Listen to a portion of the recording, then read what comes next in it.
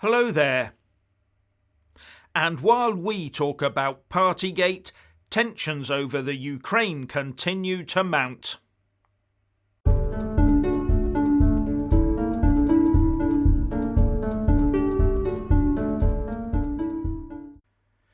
Partygate could lead to political blood being shed in the UK, but the situation in the Ukraine is the real deal. And this is over the continued Russian claims that the Ukraine is territorially Russian and that NATO should not be allowed into the region. A sort of turning back to the Cold War days when Russia ruled that whole roost via the strictly enforced Soviet Union. While the Ukrainians say it is up to them which alliances they join, including becoming a member of NATO, a stance the US and UK back.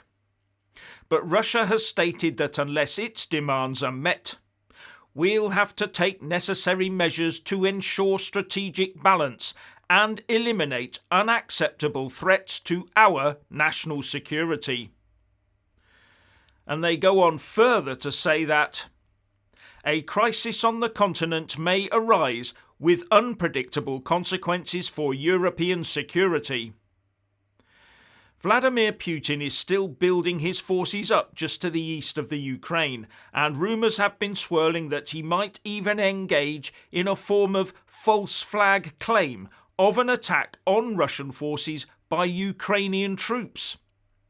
With the US National Security Advisor Jake Sullivan referring to the Russian takeover of the Crimea and saying a few days ago, "We saw this playbook in 2014. They are preparing this playbook again."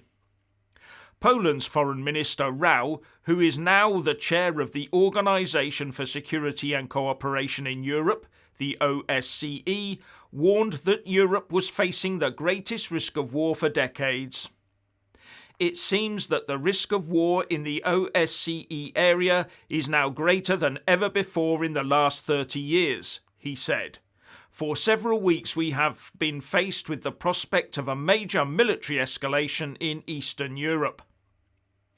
And the US Defense Secretary Lloyd Austin said, "The drumbeat of war is sounding loud and the rhetoric has gotten rather shrill." But Russia continues to add to the pressure, and Sergei Ryabkov, who led the Russian delegation in a recent meeting with the US, has warned that if NATO keeps interfering, then Russia doesn't rule out deploying military assets to Venezuela and Cuba. And that raises all sorts of historical parallels with the Cuban Missile Crisis of the 1960s during the Cold War era, when the USSR, as it was then, sent ships to Cuba filled with military hardware. And the US, led by JFK, was forced to put up a blockade, and itchy fingers hovered over the big red nuclear release buttons in the White House and the Kremlin. Mutually assured destruction was averted by the narrowest of margins, and that is not something we would want repeated today. Swapping buckets of sunshine is not good for the health of the planet. But now we see that the UK is sending anti-tank missiles to bolster Ukraine's defences against Russia, along with soldiers to train Ukrainian troops in how to use them. But get this. Germany has refused to allow the RAF to use its airspace to transport them over. Not only that, the Germans are refusing to supply military equipment to the Ukraine, as they worry about escalating the situation. Leading a former Tory defence advisor, Dr. Chris Newton, to tweet, "Turns out that Brexit Britain cares more about European security than Germany does. And Remainers were telling us that the EU was the best hope for peace on the continent." Well, I'm sure that Germany wants peace by not interfering with Russian ambitions over the Ukraine, as long as it gets the Russian gas it so desperately needs right now, maybe.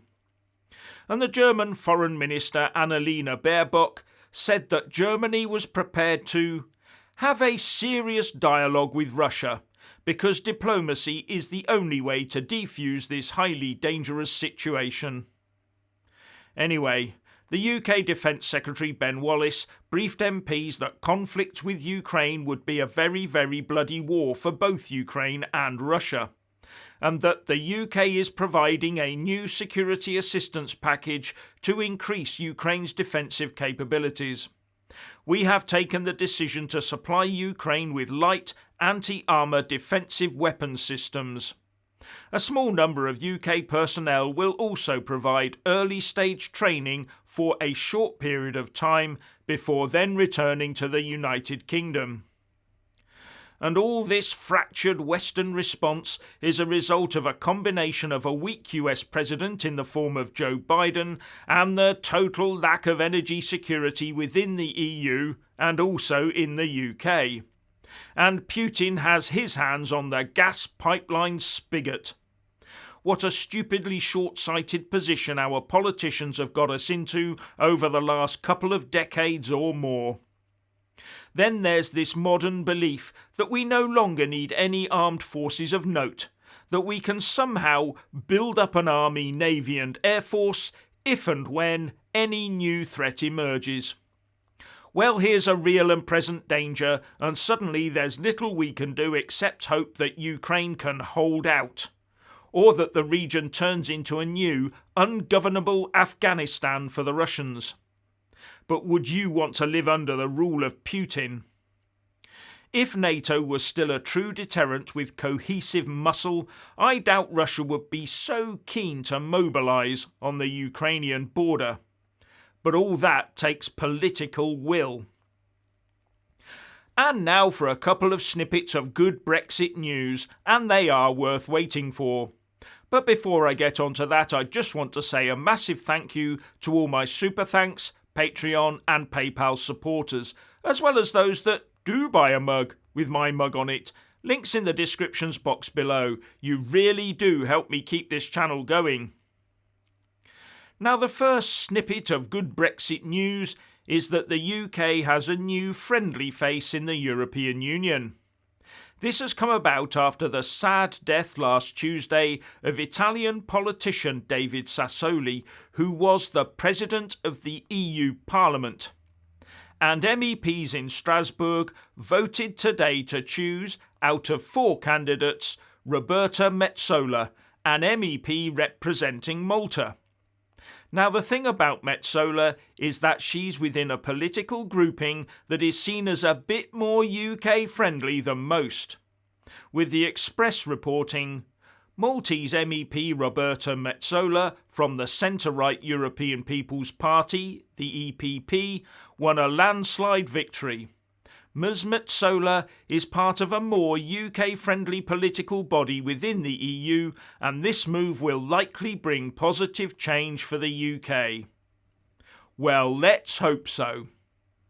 And the second snippet of good Brexit news for us is that after the continued talk about snatching business from the City of London, it looks like the EU has got to wait another few years to get its own way, if it ever does.